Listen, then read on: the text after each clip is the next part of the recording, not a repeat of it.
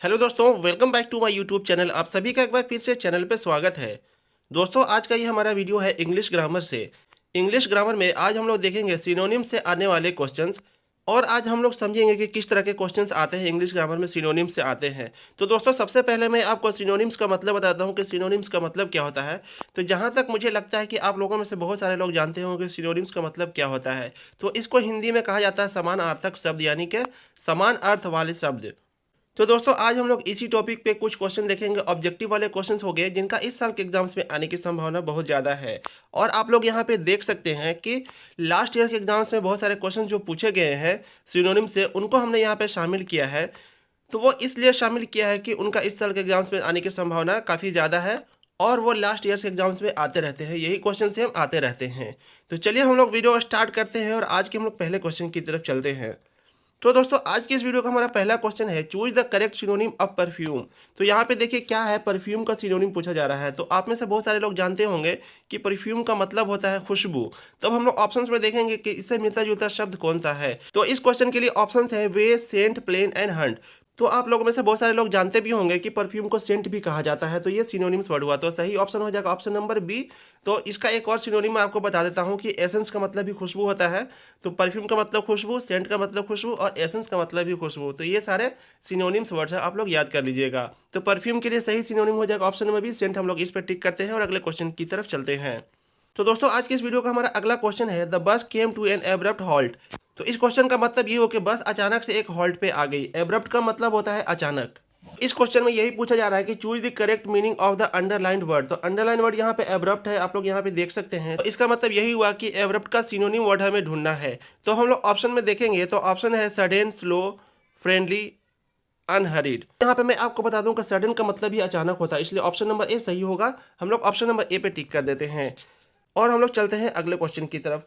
तो आज के इस वीडियो का हमारा अगला क्वेश्चन है, the synonym of melodious is dash. यानी कि सिनोनिम जो है मेलोडियस का सिनोनिम क्या होगा। तो यहाँ पे हम लोग ऑप्शन देखते हैं, fine, journey, musical and grief. तो यहाँ पे मैं आपको बता दूं कि मेलोडियस का मतलब क्या होता है। तो मेलोडियस का मतलब होता है मधुर, बिल्कुल संगीतमय। तो ऑप्शन में हम लोग देखेंगे तो म्यूजिकल का मतलब भी सेम वही निकलता है। तो इसलिए ऑप्शन नंबर सी सही होगा। हम लोग ऑप्शन नंबर सी म्यूजिकल पे टिक करते हैं और अगले क्वेश्चन की तरफ चलते हैं। तो दोस्तों, अगले क्वेश्चन में ये पूछ रहा है कि the synonyms of thin is dash. यानी कि थीन का सिनोनिम हमें चुनना है। इसमें से थीन का सिनोनिम क्या होगा। तो थीन का मतलब पतला होता है, आप लोग जानते ही होंगे। तो ऑप्शन है clear, fast, amount and slim.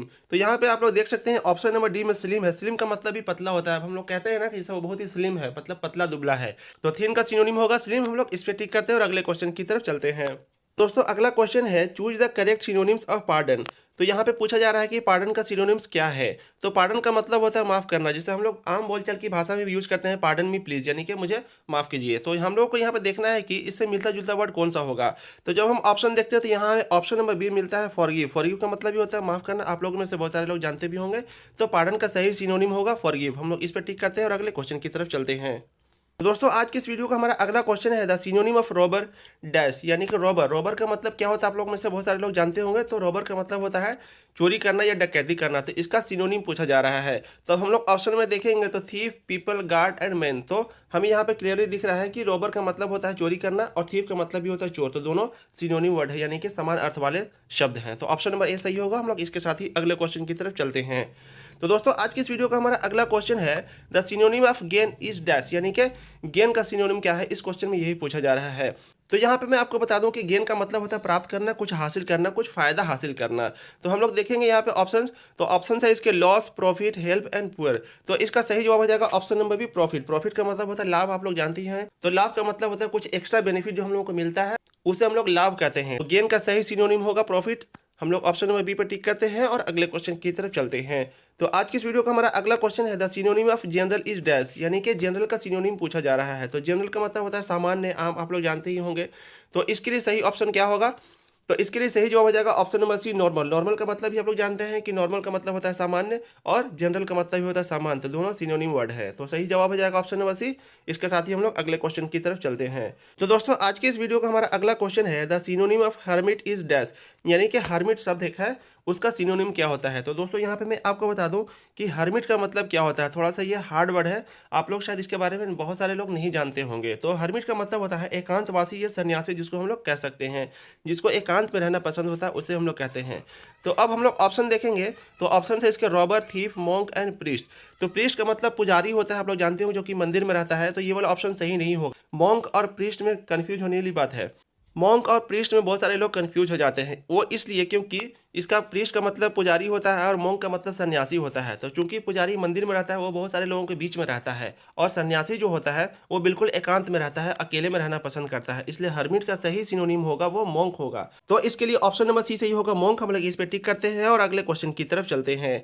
तो दोस्तों आज की इस वीडियो का हमारा अगला क्वेश्चन है, the synonym of journey is dash, यानी कि जर्नी का सिनोनिम क्या है। तो इस क्वेश्चन के लिए हमारे ऑप्शंस है ट्रिप, माउंटेन, रोड एंड बस। तो हम देखेंगे कि जर्नी का मतलब क्या होता है। तो जर्नी का मतलब होता है यात्रा करना। तो उसके बाद हम लोग ऑप्शन देखेंगे, तो ऑप्शन में आता है option number A trip. Trip का मतलब भी होता है यात्रा करना, तो दोनों का मतलब सेम है, यानी कि समान अर्थ वाले शब्द है। तो ये हुआ जर्नी का synonym word trip. Option number A सही होगा, हम लोग इस पे टिक करते हैं। अगला क्वेश्चन है, the synonym of murder is dash, यानी कि मर्डर का सिनोनिम हमसे पूछा जा रहा है। तो मर्डर का मतलब क्या होता है, आप लोग जानते होंगे। मर्डर का मतलब होता है हत्या करना, किसी का खून करना। तो हम लोग ऑप्शन देखेंगे, तो यहाँ पे ऑप्शन नंबर बी में है किल। किल का मतलब भी होता है किसी को मारना या मर्डर करना। सही जवाब हो जाएगा ऑप्शन नंबर बी, किल। हम लोग इस पर टिक कर देते हैं और अगले क्वेश्चन की तरफ चलते हैं। तो दोस्तों आज के इस वीडियो का हमारा अगला क्वेश्चन है, the synonym of kind is dash, यानी कि सिनोनिम पूछा जा रहा है काइंड का। काइंड का मतलब होता है दयालु, आप लोग जानते ही होंगे। तो इस क्वेश्चन के लिए हमारे ऑप्शन है मर्सीफुल, बैड, गुड, हैप्पी। तो यहाँ पे देखिए आप लोग, बैड का मतलब बुरा होता है, गुड का मतलब अच्छा होता है, हैप्पी का मतलब खुश होता है।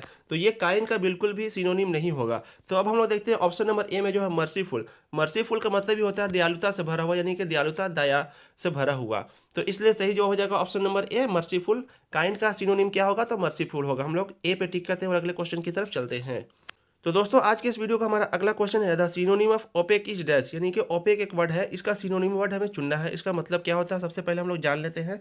तो ओपेक का मतलब होता है अस्पष्ट, अपारदर्शी, जिसको हम लोग कह सकते हैं बिल्कुल स्पष्ट नहीं, बिल्कुल धुंधलापन, जिसको हम लोग कह सकते हैं। तो इसके लिए हमें सही ऑप्शन चुनना है। तो ऑप्शन से हम लोग देखते हैं, तो ऑप्शन नंबर ए में है अनक्लियर। क्लियर का मतलब होता है बिल्कुल साफ साफ, और अनक्लियर का मतलब होता है साफ साफ नहीं। तो ओपेक का सही सिनोनिम होगा अनक्लियर। हम लोग इस पे टिक करते हैं और अगले क्वेश्चन की तरफ चलते हैं। ऑप्शन नंबर ए सही होगा, अनक्लियर। हम लोग इस पे टिक कर देते हैं। तो आज के इस वीडियो का हमारा अगला क्वेश्चन है, the synonym of rainy is dash, यानी कि रैनी का सिनोनिम पूछा जा रहा है इस क्वेश्चन में। तो रैनी का सिनोनिम क्या होगा, तो जल्दी से हम लोग इसके ऑप्शंस देख लेते हैं, wet, chance, rain and cloud. तो यहाँ पे देख सकते हैं ऑप्शन नंबर ए में है वेट। वेट का मतलब होता है भीगा हुआ। तो रैनी का मतलब बारिश से बिल्कुल भीगा हुआ, और वेट का मतलब भी भीगा हुआ, यानी कि दोनों का अर्थ सेम हो रहा है। तो ऑप्शन नंबर ए सही होगा। हम लोग ए पे टिक करते हैं और अगले क्वेश्चन की तरफ चलते हैं। तो दोस्तों आज की इस वीडियो का हमारा अगला क्वेश्चन है, the synonym of recess is dash, यानी कि रेसेस वर्ड का सिनोनिम पूछा जा रहा है इस क्वेश्चन में। तो मैं आपको बता दूं कि रेसेस का मतलब होता है अवकाश या फिर विश्राम, या फिर कहीं पे पॉज लेना, बिल्कुल थोड़ा सा रेस्ट लेना। तो इसका हमें सिनोनिम देखना है। तो इसके लिए ऑप्शन है open, interval, close and deem. तो दोस्तों यहाँ पे मैं आपको बता दूं कि आप लोग अगर मूवी वगैरह देखने जाते होंगे, तो वहाँ पे 1-1.5 घंटे के बाद एक थोड़ा सा रेस्ट होता है, 5 मिनट के लिए, 10 मिनट के लिए रेस्ट लिया जाता है, जिसको इंटरवल कहा जाता है। तो यहाँ पे वही पूछा जा रहा है कि रिसेस का सिनोनिम क्या होगा। तो रिसेस का मतलब भी वही होता है और इंटरवल का भी मतलब वही होता है, यानी कि दोनों का अर्थ सेम निकल रहा है, समानार्थक शब्द है, यानी कि सिनोनिम है। तो ऑप्शन नंबर बी सही होगा। हम लोग ऑप्शन नंबर बी पर टिक कर देते हैं और अगले क्वेश्चन की तरफ चलते हैं। तो दोस्तों आज की इस वीडियो का हमारा अगला क्वेश्चन है, द सिनोनिम ऑफ रोटेशन। तो रोटेशन का सिनोनिम पूछा जा रहा है। तो सबसे पहले हम लोग देखेंगे रोटेशन का मतलब क्या होता है। तो रोटेशन का मतलब होता है चक्कर लगाना। तो इस क्वेश्चन के लिए हम लोग ऑप्शंस देखेंगे, revolution, ovule, rectangle and square. तो यहाँ पर मैं आपको बता दूं कि इसका सही जवाब हो जाएगा option number A, revolution. Revolution का मतलब होता है क्रांति या फिर चक्कर लगाना, इसका ये भी मतलब होता है। तो दोनों समान अर्थ वाले शब्द हैं, यानी कि समानार्थक शब्द है, यानी कि सिनोनिम है। तो ऑप्शन नंबर ए सही होगा, रिवोल्यूशन। हम लोग इस पे टिक करते हैं और अगले क्वेश्चन की तरफ चलते हैं। तो हमारा आज का अगला क्वेश्चन है, the synonym of talkative dash, यानी कि टॉकेटिव का सिनोनिम क्या है। तो यहाँ पे मैं आपको बता दूं कि टॉकेटिव का मतलब होता है बातूनी, यानी कि बहुत ज़्यादा बात करने वाला, जो बहुत ज़्यादा बातें करता है उसको बातूनी कहा जाता है। तो हमें इसका सही सिनोनिम चुनना है। ऑप्शंस हैं टॉक, साइलेंट, स्पीक एंड गॉसिपी। तो यहाँ पे टॉक का मतलब होता है बात करना, साइलेंट का मतलब खामोश, स्पीक का मतलब बोलना, और गॉसिपी मतलब बोलने वाला, यानी कि बहुत ज़्यादा बोलने वाला।